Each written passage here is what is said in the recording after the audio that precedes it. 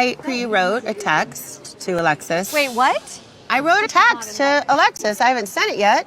Okay, this is what I said. Hello, Alexis. It's Shannon Bador. I am hosting a trip to Europe with my friends, and I just wanted to make it clear that you are not invited.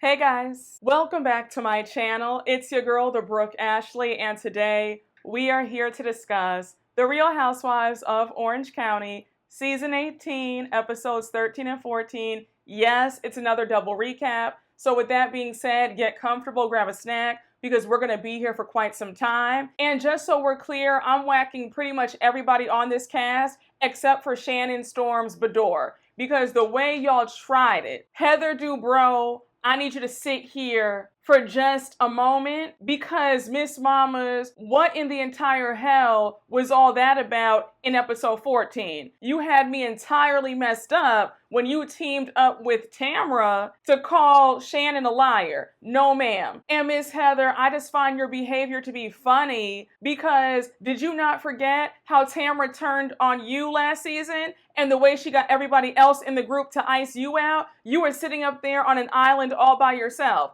So to see you now team up with Tamara when you know that Tamara is a liar, I just find it really weird. And what you did, I can't excuse it. So unfortunately, I will have to whack you several times during this double recap, because again, you tried it in episode 14. I'm just scoot on over and let you whack him. Get him again. Get him for me.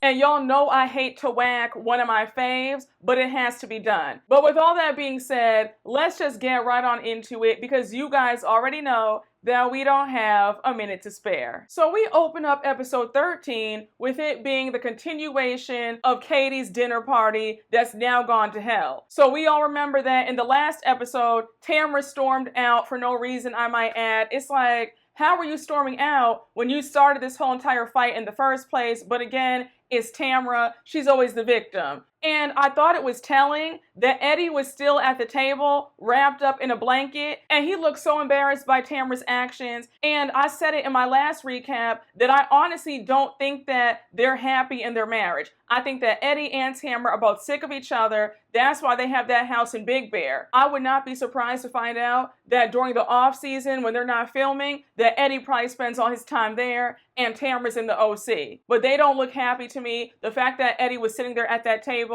and not checking on his wife said a lot. But anyhow, Katie's checking on Tamara, asking her if she's okay. And Tamara's like, you know, Katie, Ryan is just such a POS. I said, okay, girl. Nobody's a bigger piece of you-know-what than you. When Tamara watches the show back, what does she think of her actions? Does she think that she's really in the right here? That's what I want to know. So now Tamara goes on this rant about how they need to ask Ryan about the FBI and his illegal gambling ring and how he's disgusting. I said, Tamara, let's talk about your husband and what he does for a living. I'll wait. It seems like he's unemployed and living off of you. It's no shade, but the fact that you have so much to say about other people and what their husbands and boyfriends do, but yeah, we still don't know what Eddie does. So now we cut to Tamara's confessional, and she says that there's a whole breakdown on social media about Ryan and his business partner and what they do when they're in Vegas. And that allegedly Ryan's business partner's address is Ryan's home address. So it looks like there's something shady going on. So now we see a clip of Giorgio Says breaking down all the scandal with Ryan and his business partner. And shout out to Giorgio Says, because we all remember that scandal that happened when Juan Dixon paid for that woman's hotel room. And you had Robin out here saying, oh yeah, well, Juan was being a good person. He has a big heart. We all said, girl, what?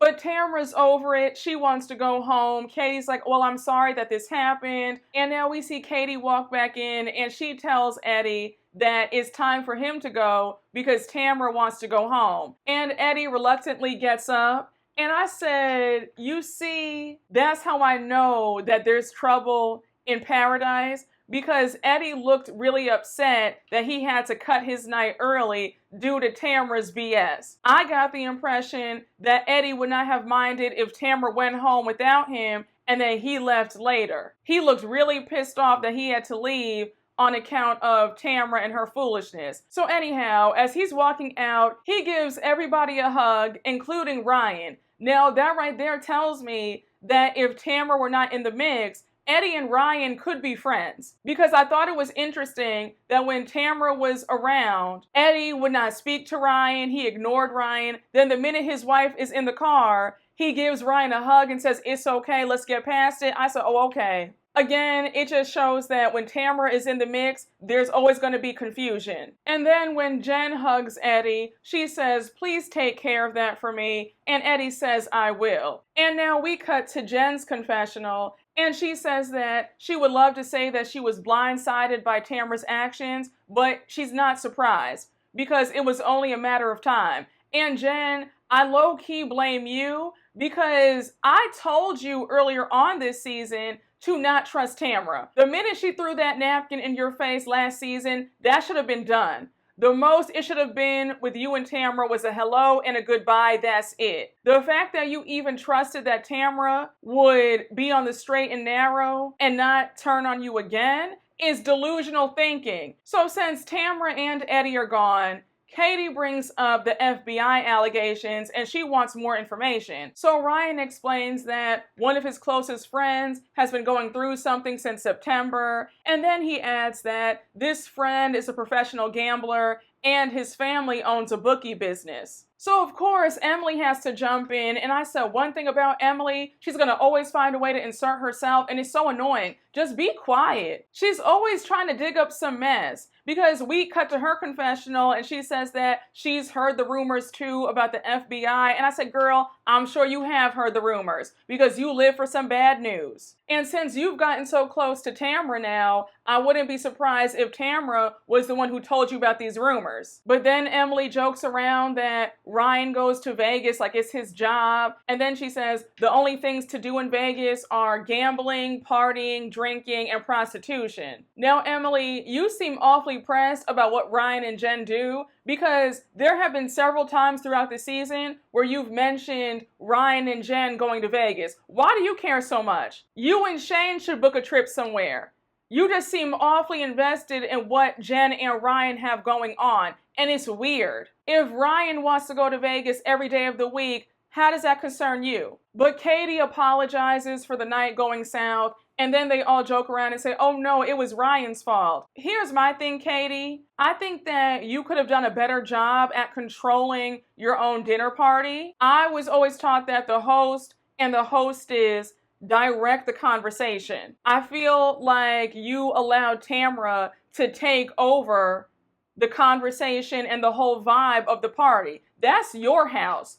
You don't allow anybody to dictate the mood and the vibe of your evening. And you should have shut it down when Tamara brought this BS up in the first place. Like, oh no, if you guys want to talk about your issues, do that somewhere else, but not here. So now we jump on over to see Shannon, Heather, and Katie hanging out. And they're at a furniture store because Shannon wants some new patio furniture for her new house. So they're talking, and mind you, it's Shannon's birthday. She's 60, Heather's making a big deal about it, and Shannon says, I'm uncomfortable with the focus being on me. I don't like all that. I said, Shannon, what are you talking about? You don't like it when the focus is on you. You're on reality TV. And I'm not trying to be funny or shady, sis, but I've met you before, and you enjoy being famous, Shannon. So for you to act like, oh, I don't like all this attention on me, and I'm not too big on birthdays, stop. If you were private and a quiet person, you would not be on TV. So now Katie and Heather ask Shannon about her live shows, and Shannon says, oh, it was great. We sold out. So now Shannon goes on to ask, how was the end of the trip? Because remember, when they were in Sonoma, Shannon left early. So they're like, oh yeah, it was cool, but at Jenn's house the other night, it was a whole shit show. So Katie brings up Alexis's erratic behavior at Jenn's house, and Shannon's like, yeah, I'm not surprised to hear it because her and John pulled that PR stunt letting People magazine know about the lawsuit. So now Shannon says that their sole mission right now is to make her look bad to the public, and that's exactly what it is. Now let me just stop for a minute, because John, I saw you and Alexis on a red carpet recently, and you're over there talking about, oh, you can't believe all the backlash and vitriol that you and Alexis have received and how it's not fair and they're not being shown in the best light and Shannon's lying. I said, no, you're upset because your plan backfired and everybody's eating you guys both up. You guys are both cowards because, Alexis, I looked on your Instagram page and the way you locked those comments up, because you know that you are dead ass wrong and you look pathetic. But y'all both need to be honest that you guys came on to attack Shannon. You guys thought that we would all be on your side, and now that the tables have turned and we're all on Shannon's side, now y'all want to blame everybody under the sun about why you guys are being eaten up in the public. Don't blame the show. Don't blame anybody else. Blame yourselves. And John, for you to be so private, you certainly are out and about on red carpets. What's that about? John is a fame-hungry grifter. That's why he got with Alexis after breaking up with Shannon. So now Katie brings up the drama that went down at her dinner party, how things got heated, they went left. And now Heather brings up her issues with Emily, and she wants to know whose side is Katie on when it comes to her versus Emily. Now, Heather, I feel like that's a dumb question, considering the fact that you and Katie aren't in the best place. You guys are cordial, and that's about it. So I kind of felt like that was a dumb question to ask Katie whose side is she on, because she's not going to be on your side. She can't stand you. And just like I expected, Katie sidestepped that entire question. She was like, well, I see both sides. I can see that Emily just wanted to be heard. And now Heather brings up how she was listening to Emily, but Emily got aggressive with her. So now we find out from Heather that after Jenn's party, she and Emily have not spoken. So now Katie brings up how Emily got emotional at her dinner party and how she felt like Heather wasn't hearing her. And now we see some unseen footage of Katie's dinner party where Emily was getting emotional and she says, I just want Heather to view me as a size 6 and not a size 12. And I said, now, Emily, I'm going to say this just as gently as I possibly can. It's time for you to go and see the lady, because this is getting out of hand. How would Heather know what size you are? Heather told you at Jenn's party. She asked you guys for your measurements, and the designers assigned the sizes. That was not on Heather. For you to say that I want her to view me as this size versus that size is ridiculous. I'm just getting more and more frustrated with Emily because this is a clear projection, and it's unfair that other people have to suffer because Emily is battling self-esteem issues and whatever else. That's nobody else's issue but Emily's. And the fact that you keep saying that Heather still views you as the big girl, how do you know what she views you as? You're assuming. You don't know what anybody's thinking about you. Like, how dare you? And you guys know that I have been standing 10 toes down in how I feel about this whole fashion show debacle. I'm on Heather's side. I don't think that Heather has done anything wrong. This is all on Emily. These are Emily's insecurities, and she's taking it out on Heather. So Heather's irritated. She's like, wait, what?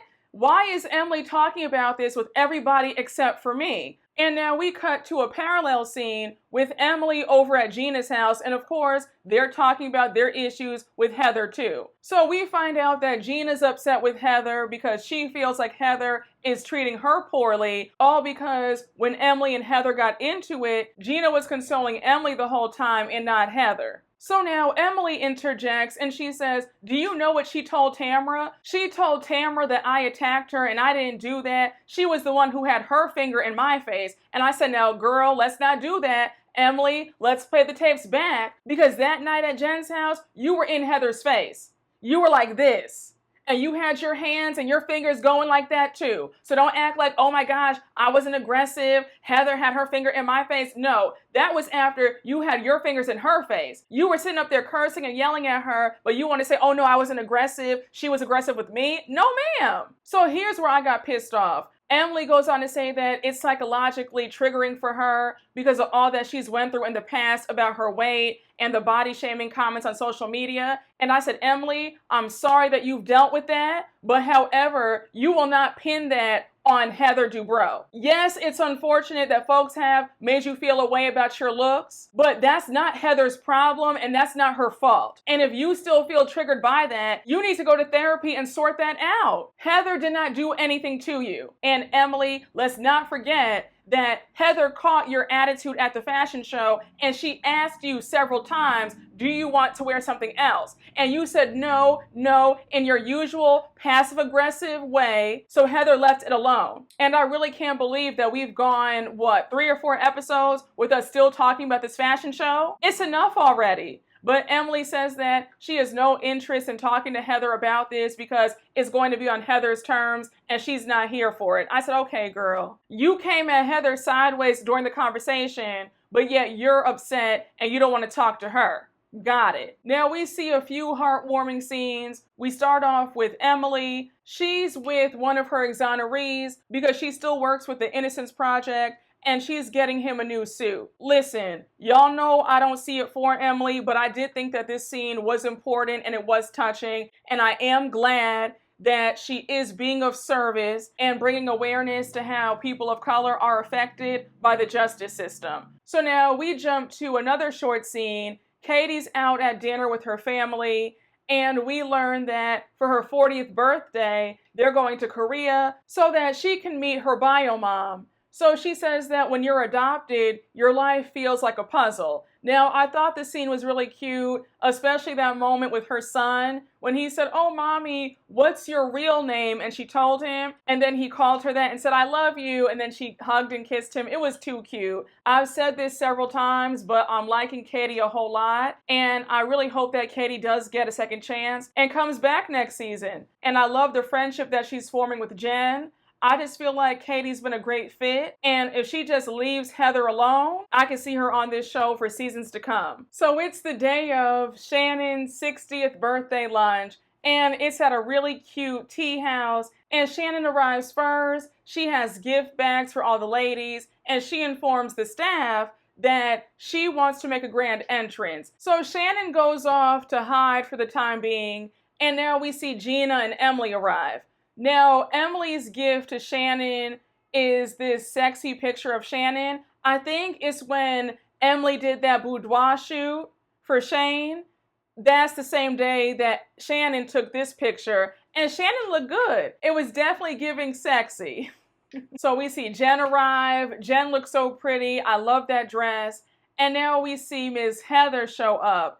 Heather had the Hermes. I said, oh, come through. You know that Heather's going to always have a good gift. Now, mind you, the energy between Emily, Gina, and Heather is super awkward. They barely say hi to her. And I said, Heather, if I were you, I'd pay them both dust. So now you have Heather asking if she can have a conversation with Emily quickly. So Emily's like, no. And I said, girl, what? Now, Heather, let me whack you because I don't understand why you're so pressed to clear the air between you and Emily. Let Emily think what she wants to think about you and call it a day. I'm not about to sit up here and go back and forth with somebody who is determined to misunderstand me. And Heather, I was getting more and more annoyed because you kept pressing the issue. I'm not begging anybody to talk to me. If you don't want to talk to me, that's fine. And Gina's so aggravating because she's talking about Heather is so calculated and strategic. I said, girl, and what are you? And it's a lose-lose for Heather when it comes to y'all anyhow. Because had Heather paid y'all both dust, you guys would have both been saying, oh, I can't believe that. She didn't even talk to us. Can you believe she did that? She's damned if she does and damned if she doesn't. So Heather keeps begging Emily to go off and talk,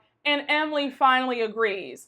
Again, Heather, you're better than me because no way. You have one time to say no and I'm out. So they go off to talk, and Emily starts off the conversation saying that it's triggering for her when Heather hangs up the same dress in 2 different sizes, one small and one big. I said, hold on. I'm just so bent by this conversation because it's Emily's insecurities crying out and trying to place blame on somebody else when nobody did anything to her. The fact of the matter is, Emily is upset at the dress being a size 12. That's the long and the short of it. So now Emily brings up the oversized jacket and she says, how do you think I felt about that? Now, Emily, we're not going to play this game because Heather noticed your facial expression at the fashion show and she said, are you all right? Do you not want to wear that? And what did you say? You said, no, it's fine, it's fine. And you know good and damn well that that oversized jacket was cute.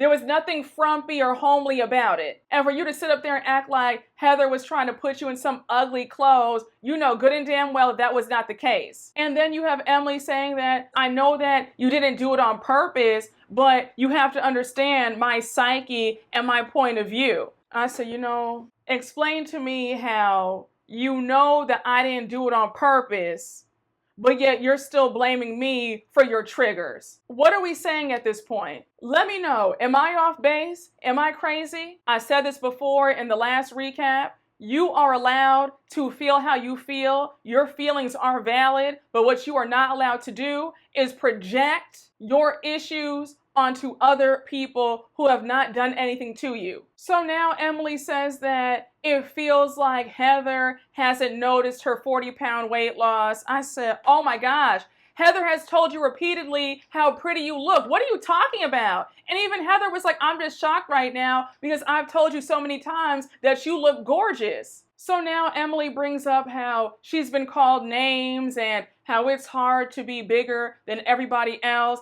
And I said, now hold on. Emily Simpson, what we're not about to do is have all this smoke for Heather when it was real quiet when Miss Tamara Judge said that you look like Shrek. You didn't have any smoke for her, but you have all this smoke about perceived slights from Heather Dubrow regarding a charity fashion show when Heather assured you that that's not the case, and Heather has complimented you many times before on your weight loss. Got it. And I'm so sorry, Emily, but for you to be so sensitive and for you to have dealt with online bullying about your appearance, you would think that you'd have a softer touch and be a bit kinder to other people in this group. The way you've gone after Jenn repeatedly, because you and Gina shaded her yet again in the next episode about her money issues. So Heather says that she hears Emily loud and clear, and she says that she never wants to make Emily feel anything less than fabulous. So Heather explains why she chose the oversized jacket for her and Tamara, because she feels like they're both the badasses of the group,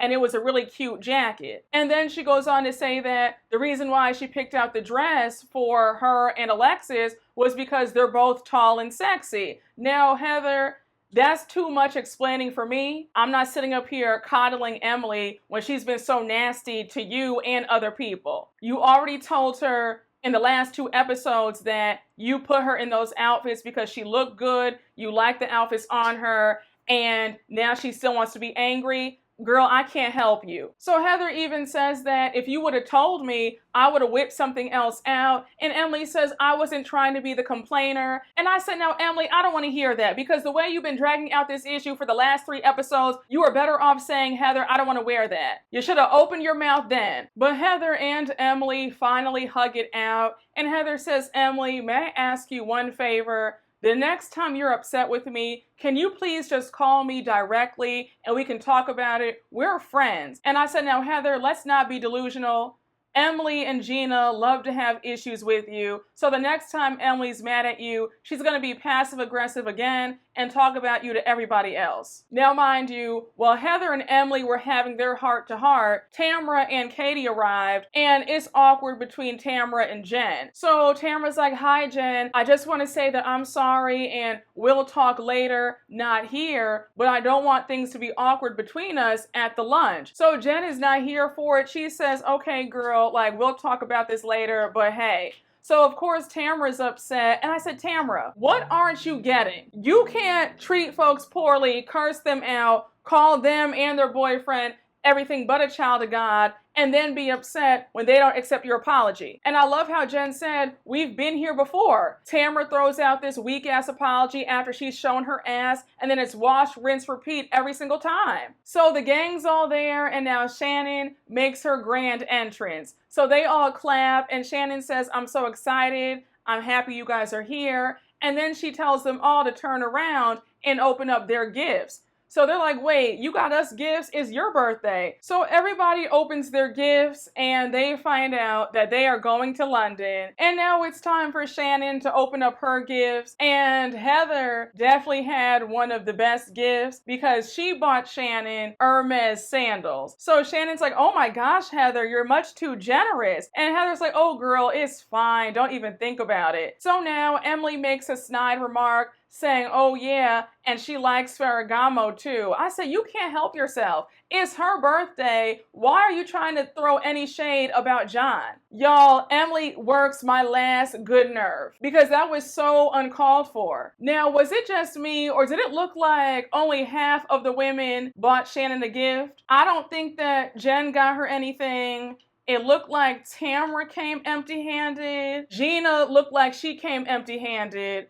But yeah, I noticed that only half of the women came in with gifts for Shannon. But again, that's neither here nor there. But they all toast to Shannon and the trip. And now we see a delivery man pop up with some flowers. So Shannon's like, oh, which one of y'all got me flowers? It's a gorgeous bouquet. And they're like, not me, girl. And I said, yeah, because half of y'all came in there empty-handed, but again, I digress. So now she opens up the card and the bouquet is from Alexis Bellino. So everybody's shocked. They ask her to read the card and it says something like, happy birthday, Shannon. God bless you on your milestone. And I'm extending an olive branch. Love, Alexis. And Shannon says, I appreciate the flowers, but it's 9 weeks too late. She said all these unkind things about me. You got this lawsuit going on. No, thank you. No, ma'am. I'm good. Then she goes on to say that she's pretty sure that John coached her to do that.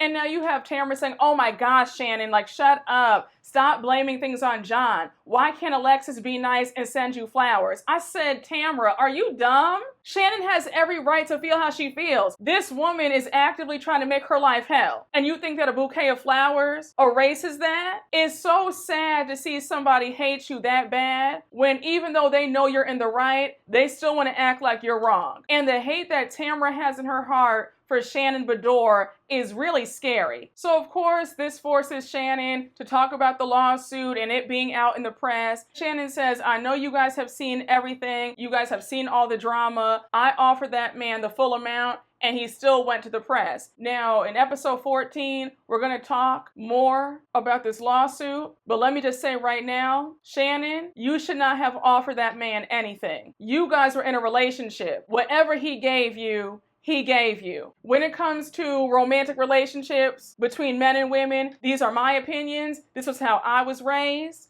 But I was taught that men offer money and gifts, and when the relationship is over, they don't ask for that back. No man worth their salt would be sitting up there talking about, oh, give me the money back. No. And I don't care if it was a loan. We were in a relationship. We both benefited in one way or the other. And John, you're a loser to be asking a woman for some money back that you gave her when during the relationship, she was giving you money. But again, we'll talk more about that in episode 14. And Tamara is that person who loves to twist the knife because she blurts out, oh, by the way, I called you the other day and I think you butt dialed me, but I heard you crying. I said, really? Why bring that up? What was the purpose of that? So Shannon says that People magazine called her up asking her if she wanted to make a statement. And she said, yes, give me 30 minutes. And before she could make a statement, it was already out in the press. So Shannon goes on to say that there's so much happening to her right now that would have taken her out in the past. And she needs to create healthy boundaries. So now Emily jumps in being messy. And she's like, oh, Shannon, are you going to send a thank you note to Alexis for the flowers?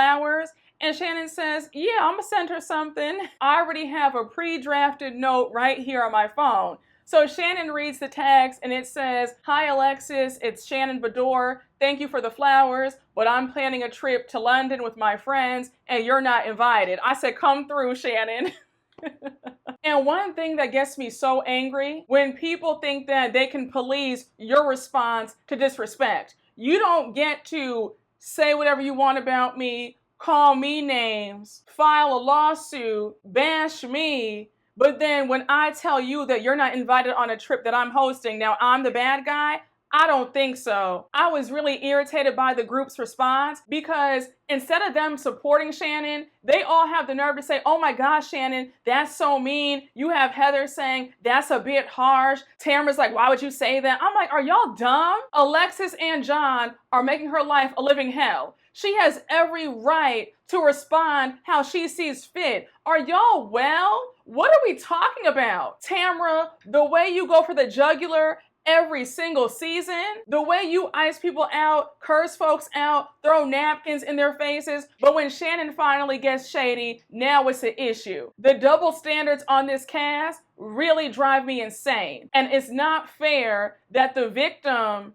is being tone policed with how they respond to disrespect. Now, in my opinion, this last scene was one of the best scenes of the episode. We see Katie and Jenn go over to Alexis Bellino's house to deliver the bad news that she won't be going on this trip to London. So they sit down, have some wine. Alexis is in good spirits. She's like, hey guys, did you guys see the flowers that I sent? And they're like, yeah, we saw them. So now Alexis says, so are we going to move forward? So Katie says, well, about that, sis, Shannon liked the flowers, but she's not here for an olive branch. She feels like you sending flowers is too little too late. This should have been done 2 months ago. So one thing about Alexis, she's always going to do the most and flop. So she's like, wait, are you serious? Hold on. I can't believe this. It's not fair. What does she mean? This is too little too late. And I said, girl, do you not remember in the first episode, Shannon tried to talk to you and you blew her off and told her that she was jealous because you had her man. The whole conversation went south because of you. So as she's doing the most, Katie and Jenn say, hey girl, you might want to get your phone because Shannon did text you.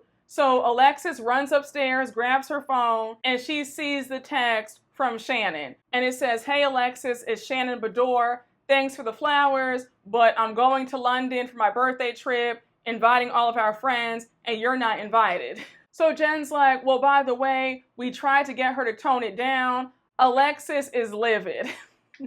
So now we cut to a joint confessional with Alexis and John Jansen.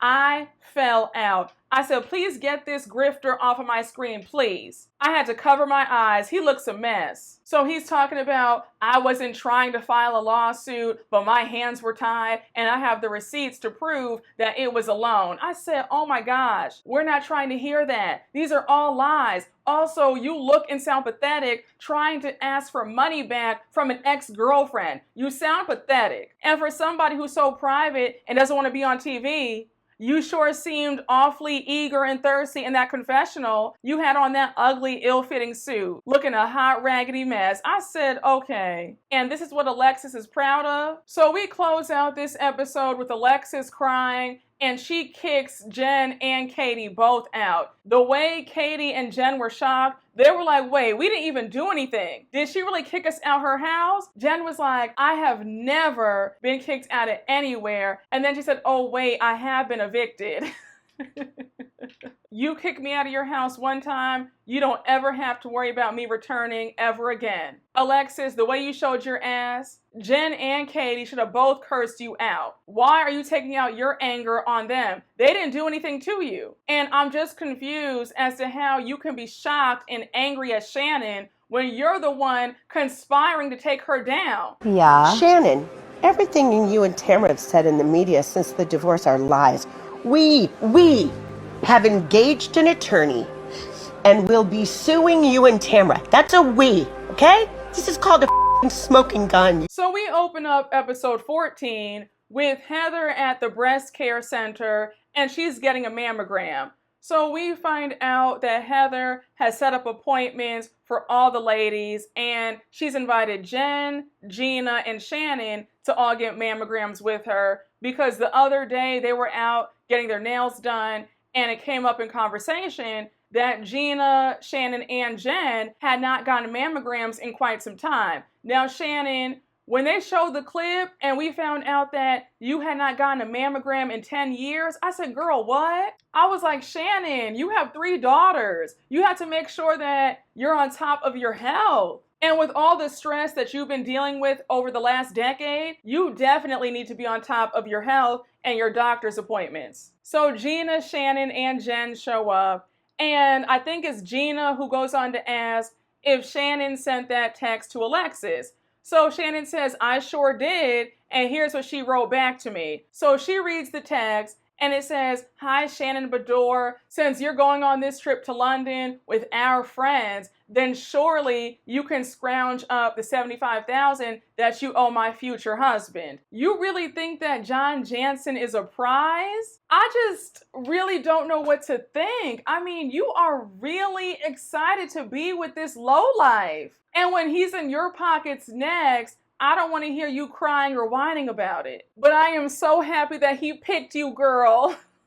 So Jenn reveals that her and Katie were there when Alexis got the text from Shannon, and how Alexis kicked them out the house, and how Alexis really thought that she was going to go on this trip. So as Shannon is ranting about Alexis, the doctor comes in and notifies them that they're all going to be checked out, and she wants to know if they have any questions. So Jenn informs the doctor that she noticed a lump in one of her breasts, and she just wants to get that checked out. And the doctor reassures her that they're going to check everything out and let her know the results. So they're all getting nervous for Jenn. And then we find out in Jenn's confessional that 5 months ago, Jenn noticed a lump, but she's ignored it because she's gone through so much in the last few months. She's not trying to give her kids any more bad news. And then she says that it wasn't until Ryan noticed it and told her that it was time for her to see a doctor. So we see everybody get their mammograms, and now it's Heather's turn, and the doctor informs her that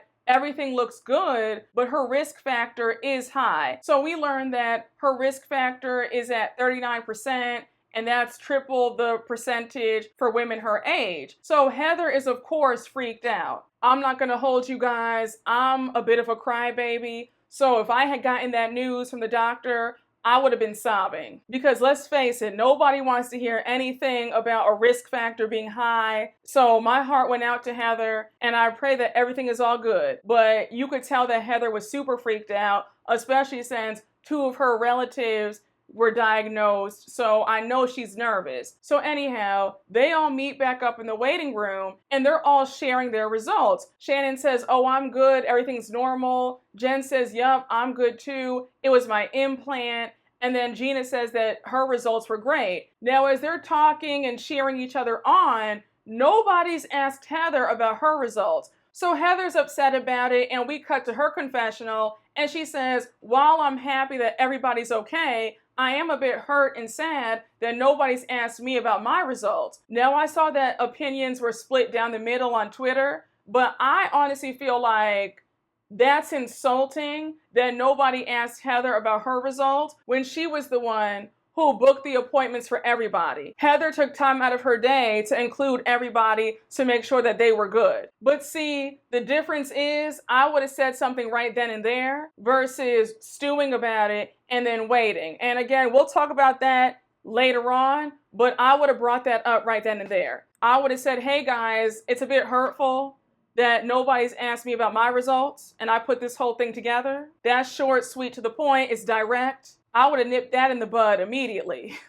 One thing I've noticed, and let me know if you've ever experienced this, but sometimes when people view you as having too much, that could be money, looks, whatever, right? Sometimes people are not inclined to ask you how you're doing because they automatically assume that everything is perfect and everything is always going your way, and nobody bothers to check on you. And I think it was another case of they assumed that her results were great, so why do we have to ask? So now we see everybody packing for the trip, and now we see a short scene with Eddie and Tamara. Tamara's asking Eddie what should she pack because Eddie's been to London before. And now the topic changes to Jenn and Ryan. So Tamara says, you know, I saw Jenn the other day at Shannon's birthday lunch, and when I apologized to her, she was very dry. Tamara, for the last time, why would Jenn be warm and friendly towards you when you cursed her and her boyfriend out? You honestly feel in your pea brain that you are allowed to say whatever you want to folks, and they have to accept that. And that's just not how this works. And it would be nice if Eddie would just check Tamara once and for all. I was waiting for Eddie to say, well, you know, you did insult her and her man. You did call Ryan a bitch several times. You did start cursing at them. You did cause a scene. So I don't understand why you're surprised that she's upset. But that sounds too much like right. And I guess he's not trying to bite the hand that feeds him literally, because again, what does Eddie do for a living? I'll wait. So now Tamara goes on to say that she understands that Jenn was sticking up for her man, aka her little bitch. I said, oh my gosh,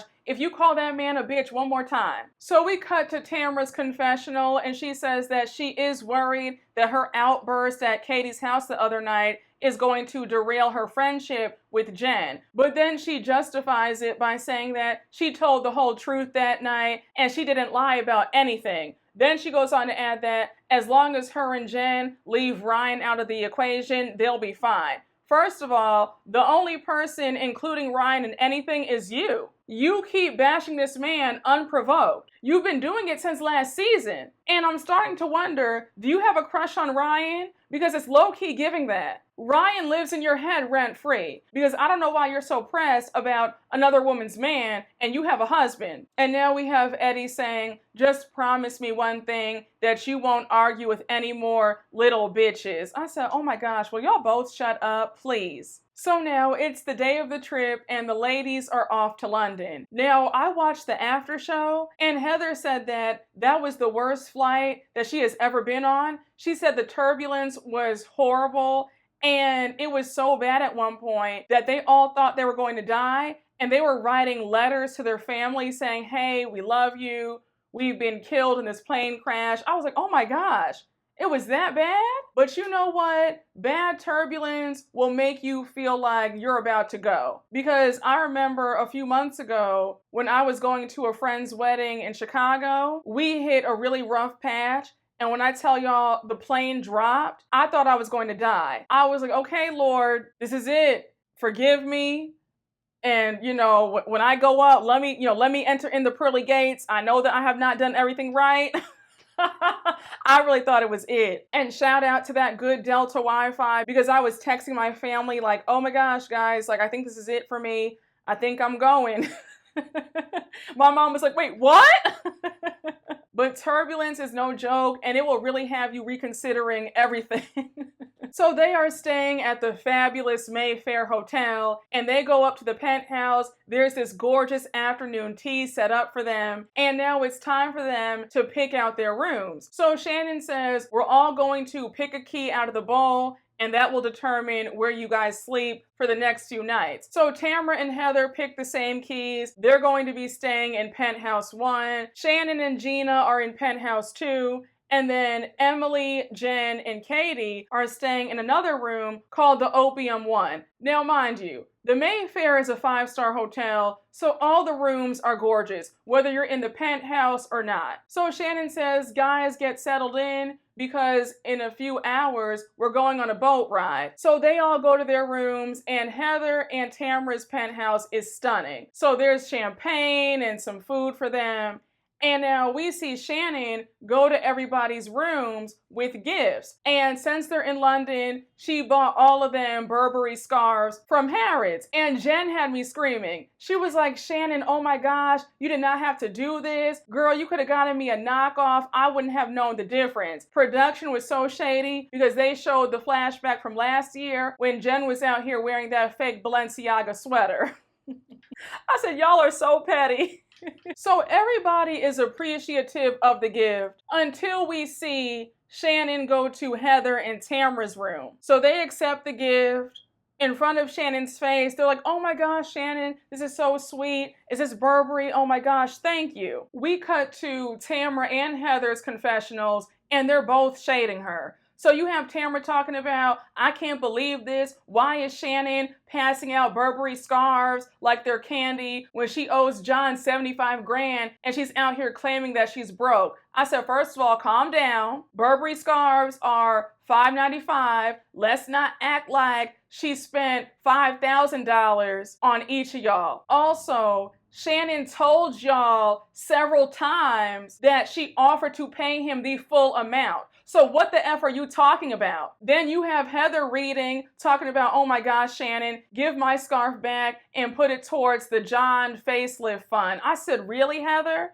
We're going there? What a nasty thing to say. Just say thank you and be gracious. I can't imagine somebody gifting me a Burberry scarf and my first go-to is insulting them. So Shannon leaves and now Heather and Tamara are just staring at each other. And Tamara's like, so are we going to talk about? And Heather interjects and says, oh, you mean the Jeff Lewis interview? Because yeah, what the F was that about? So they're both breaking down what Shannon said when she went on Jeff Lewis's podcast the other day about how she told John that she wished that she could get a low interest loan. And then she said to him, well, you have the money. And now Heather says, so if that's the case, then isn't that admitting that it was a loan? Just pay him back then. So here's my first issue with you, Heather and Tamara, but mostly Heather for right now. Heather, you know good and damn well that if Terry ever asked you for any money back, you'd be screaming. I don't understand why there's so much confusion. Shannon should not be paying that man back. They were in a relationship, and men spoil and gift their wives and girlfriends money and bags and shoes and whatever else all the time. Are women asking for their time back after it's been wasted when a relationship ends? No. So whatever a man spent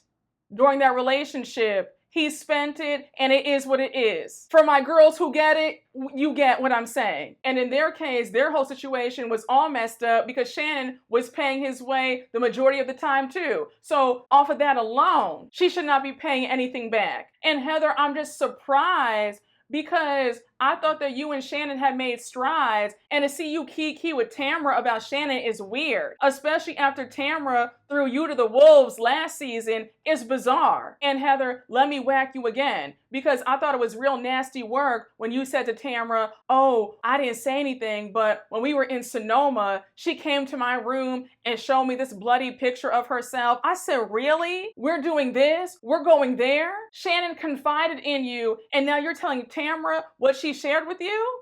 Last season, you were claiming that you were a vault and that when people tell you secrets, you hold them. So that just flew out the window? So Heather goes on to say, I'm just so confused that Shannon is telling us one thing and then saying something vastly different on Jeff Lewis's podcast. I said, Heather, please shut up. Please. You sound ridiculous. So here's where I really hit the floor, because Heather says, I just feel like it's really effed up. Am I being used? I said, come again? What are you talking about? Are you being used? Used for what? How are you making this about yourself? I'm so sorry, Heather Dubrow, but again, in this episode, you lost me. I said, baby, I don't know if you had a lapse in judgment, but this ain't it. And it got worse and worse with you in that last scene. I just said, Heather, this is not the woman that I met in season 7. I was floored. I could not believe what I was hearing. And of course you have Tamara talking about, oh yeah, she's a liar and I see what Shannon's doing. She emotionally manipulated Heather and she got me too. I said, girl, y'all, when I tell you I cannot wait for this reunion,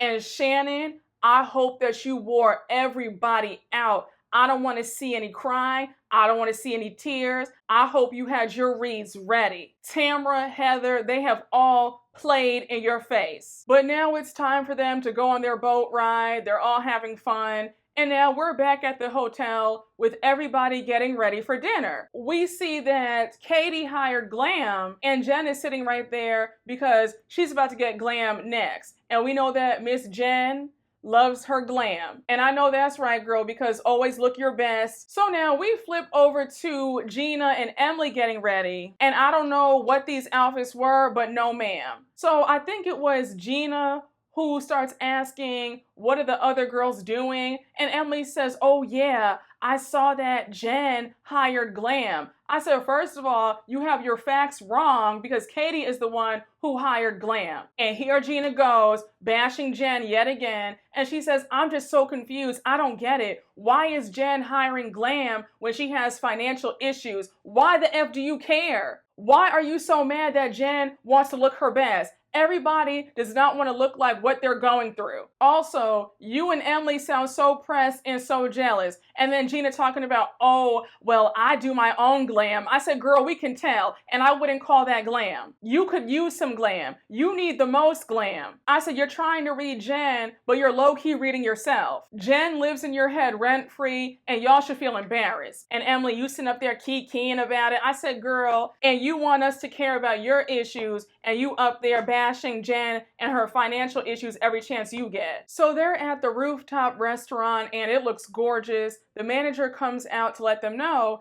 that they're going to be having a 5-course meal. So Shannon wants to toast and she thanks them all for joining her on her birthday trip and she's excited. So now Tamara brings up the mammograms and she says, oh, by the way, Gina came over my house and let me know that you guys went for your mammograms and she was telling me her results. So what were your results? So Heather's like, well, nobody asked me. So now Tamara's like, well, I'm asking you. And now Heather shares that she was really upset and bothered that nobody cared to ask her about her results. So she gets emotional and Shannon's like, oh my gosh, Heather, are you serious? Like, I thought that you were cheering about it. We heard you. And she's like, no, that wasn't me. So Shannon and Jenn feel bad. And you have Gina sitting there saying, oh, I don't understand. If Heather felt so bad that we didn't say anything and ask her, why didn't she just call me up on the phone right after and let me know that she was upset? I just don't like the hypocrisy. So, oh my gosh, Gina, please. I thought it was interesting how Gina and Emily just sat there, stone-faced, emotionless, when Heather shared her results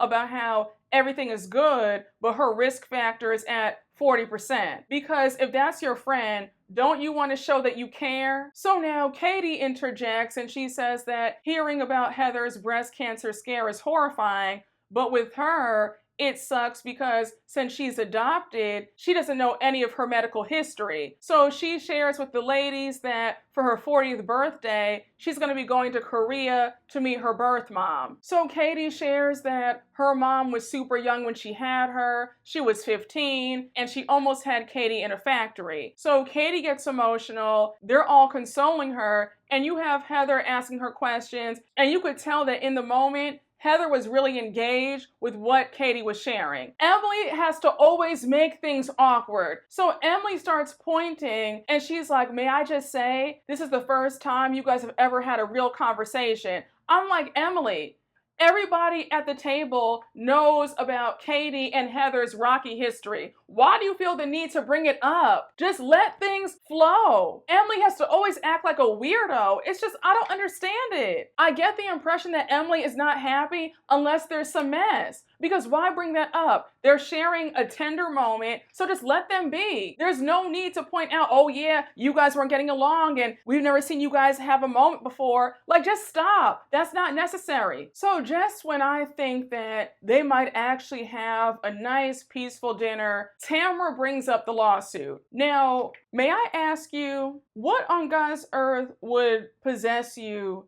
to bring up a traumatizing event in somebody's life at their own birthday dinner on their birthday trip? The only reason for that is to ruin their night. Because what was the reason? Shannon is nicer than I am because I would have shut this whole thing down. We're not talking about that. This is my trip. I invited you here. So because Tamara doesn't know how to quit while she's ahead, she brings up Shannon's appearance on the Jeff Lewis podcast and she's questioning her. And Shannon, when she gets flustered, she starts stumbling over her words. And of course, it makes it seem like she's lying. And I said, Shannon, the correct thing to do in this case is to pay this conversation dust. I would not answer anything. So Shannon is maintaining that he never asked her for the money back and there wasn't any promissory note. But then a day later, she was livid because there was a promissory note and she was shocked. So Heather's like, wait, there was a promissory note? This is the first time I've ever heard this. I don't know what to believe. I said, oh my gosh, Heather. So now you want to turn on Shannon? Why? I don't know why y'all are so hell-bent on making Shannon look like a liar. So now you have Tamara in her confessional saying that she knows for a fact that Shannon did borrow that money and she'd sue her ass too. I said, okay. So they're still grilling Shannon, and it was just so painful to watch because it was everybody against Shannon. So what Heather did in this moment was vile. And I hesitated to say that because y'all know that I love Heather down. What she did in this moment was so cruel. This was such a mean girl tactic. Heather brings up that it was disturbing when Shannon came to her room when they were in Sonoma and showed her the bloody pictures of her the night of the accident. Shannon is in shock. She's like, really, Heather? Are you serious? You're bringing that up right now? I confided in you that night. I can't believe this. And the hurt on Shannon's face, you could tell that Shannon wanted to slap Heather because she could not believe what was going on. And one thing that I cannot stand is how Emily is always in the shadows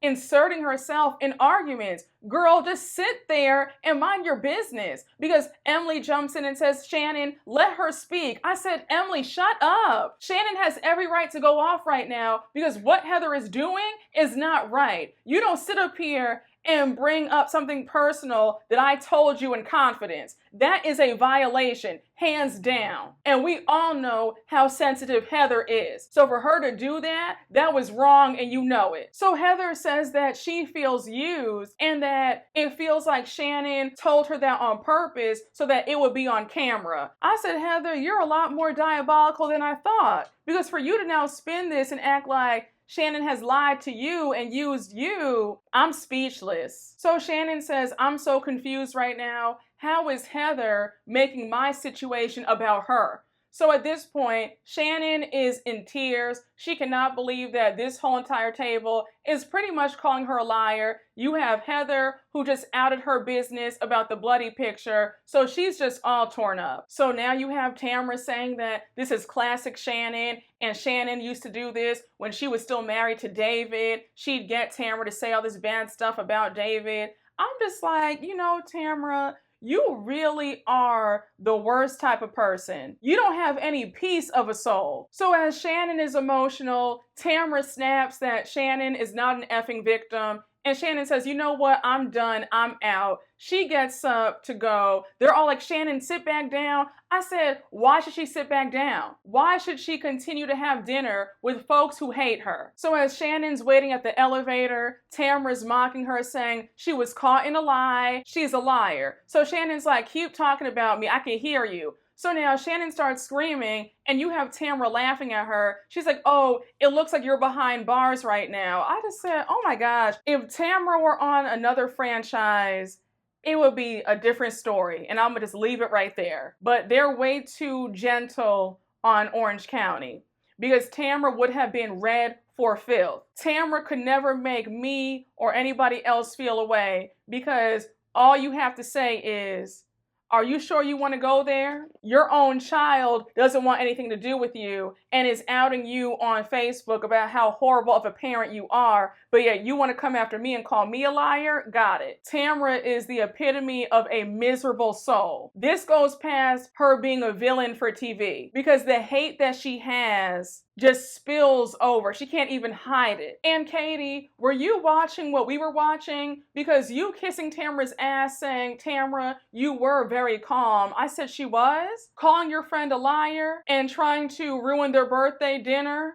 That's being calm? That's being a good friend? Really? We're really doing that? So we see Gina run after Shannon to make sure that Shannon's okay. And Shannon says that she's reached her breaking point. She's so angry because she feels so betrayed by Heather because she shared that with Heather in confidence. So here's where Shannon is vindicated because Shannon drops the most damning piece of information that we have seen all season. Shannon says, when I texted Alexis the other day to let her know that she wasn't coming on this trip, I stumbled upon an old text message between her and I in 2018. So we see clear as day, Alexis texted Shannon in 2018 and it says, Shannon, everything that you and Tamara have said since the divorce have been all lies. We have hired an attorney and we will be suing you guys. Y'all both will be hearing from our attorney tomorrow. So that right there proves that Alexis was behind the lawsuit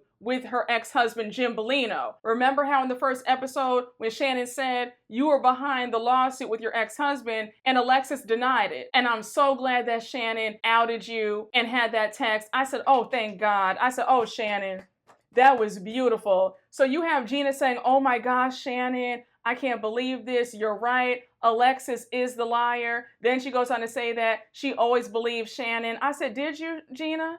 Because I remember in La Quinta, or whatever episode it was, you were saying that you've had doubts about Shannon's story. But now that Shannon has the proof, now it's, oh yeah, girl, I always believed you. Stop. But we end the episode with Gina saying that Shannon is a strong woman and that she has bigger balls than Travis. And Shannon laughs, and that's where we close things out. But when I tell y'all that OC is giving what the other girls were supposed to have gave in the words of the iconic Rolling Ray, because baby, the mess is messing. Heather, you really let me down in this episode. I was livid. I thought that was so wrong of you to out Shannon's secret. You don't do that, especially since you pride yourself on being a great friend to other people. I just could not believe that you would stoop so low. And what was the reason? I hope that you explain yourself and apologize, because what you did was not cool. And for you to make this about yourself, saying that you felt used, again, I want to know, how do you feel used? It's giving that you want to be back in with Tamara. And so you want to follow her lead now